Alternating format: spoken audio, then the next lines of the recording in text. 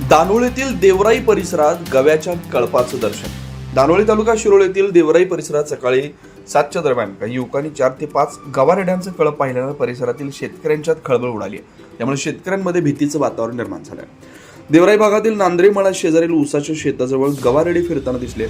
शेतकऱ्यांनी तात्काळ ग्रामस्थांना माहिती दिल्यानंतर अनेकांनी त्या ठिकाणी गर्दी केली होती.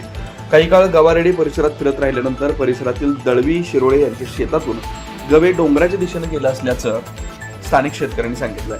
यावेळी वन विभागाचे वनपाल अरुण खामकर यांना याची माहिती शेतकऱ्यांनी दिली.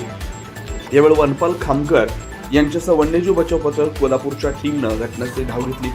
थर्मल ड्रोनच्या साहाय्यानं परिसरात गव्यांची शोध मोहीम राबवण्यात आली. मात्र गवे निदर्शनास आले नाहीत.